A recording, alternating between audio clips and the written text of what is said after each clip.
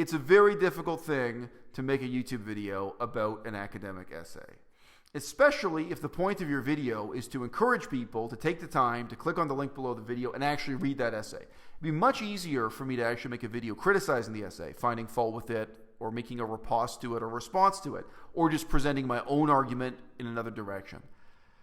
This is an essay that evaluates what's been going on in the so-called effective altruism discourse. Effective altruism, effective activism, these different agencies within veganism, animal rights, and ecology that claim to put a number, that claim to bring science and mathematical clarity to the question of what is and what is not effective in the promotion of veganism, animal rights, and ecology. Quite a few of the book reviews I've posted on this channel in the last few months have tackled this topic because the books I was reviewing variously have chapters dealing with it. Perhaps most famously, Gary Francione. I have a great discussion about his latest book on this channel, over an hour long. Gary Francione, just frothing at the mouth, says it's a scam. The whole field is garbage and worthless.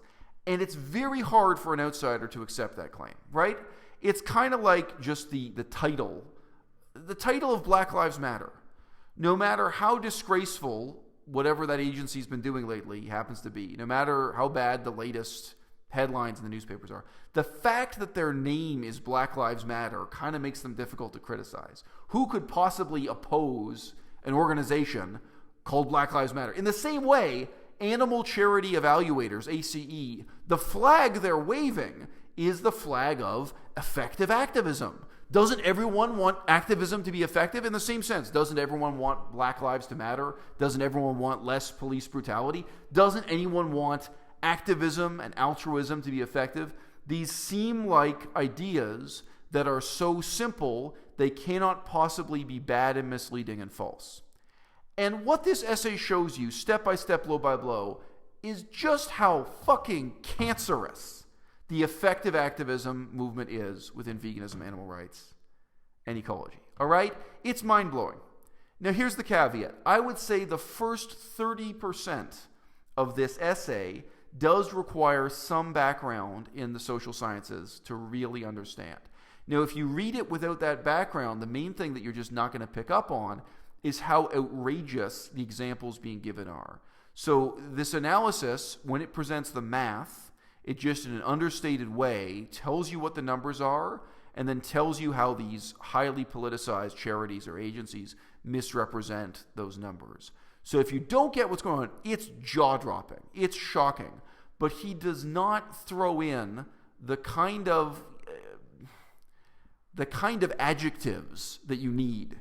Let's leave it at that. This essay easily could have taken on a much more kind of animated tone and said to you, you know, this is unbelievable, this is mind-blowing, and it should have, because this is an essay that's posted on the internet. This isn't a peer-reviewed, dry academic essay. So for the first 30%, you may not, if you don't have that background, if you can't see just what is wrong with the math as it's being broken down for you, there are some paragraphs here you probably want to skim or you want to skip over if you're not getting the point.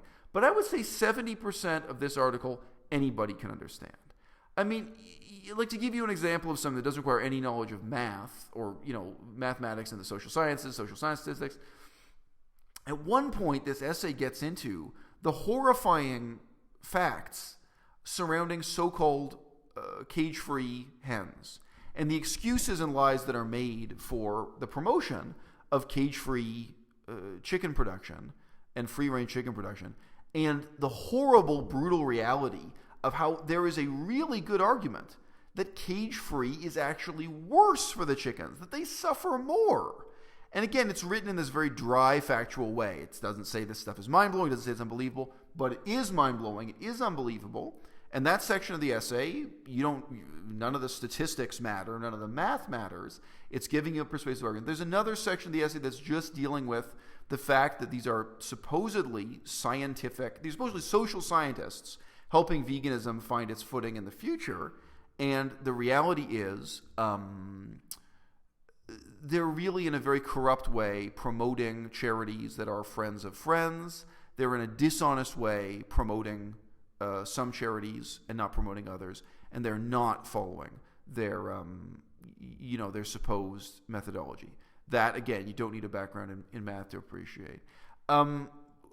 In sum, if you read this essay from beginning to end, you're going to see that even though effective altruism sounds like a cause, sounds like an idea we all can support and we all must support, this is another shocking and horrifying example of how within veganism, good intentions have paved the road to hell. And where a little bit of money was put together and donated to these agencies, and there was a little bit of potential to do something positive, and it has been squandered in the worst way imaginable, largely for ideological reasons. One of the most hilarious parts of the essay deals with this crackpot theory that vegans ought to care about the welfare not just of actual animals, but of virtual animals, of digital animals that only exist in video games. I'm not kidding you, it's in there. And the completely insane belief from my perspective that vegans ought to get involved with providing health care to wild animals, like to bears and elephants in the wild. And even the idea, it's included in this essay, it's an important idea for us to be able to refute, that because vegans should try to eliminate animal suffering, they should actually try to eliminate the wilderness itself, because life in the wild inevitably involves suffering for animals. There is a lot of content in this essay. And all I can do in this video is give a big shout out to it, give you the link below, and beg you to take the time, because this shines a flashlight. I can't even say it's on the dirty little secret within veganism in the last 5 years, because a lot of guys like Francione have been screaming about this. What this does is let you know that this tree is rotten from root to branch. And even though I'd done a lot of reading about this problem before and about the particular charities and agencies involved in this essay before, I always assumed that I was only looking at the worst of the worst, a few little problems here and there. I assumed that somewhere there was some kind of silver lining in the cloud. And this essay for me kind of closes the door on that and makes me think, wow, we have to learn from this mistake, but we definitely have to look at this chapter of what happened within the vegan movement as a mistake.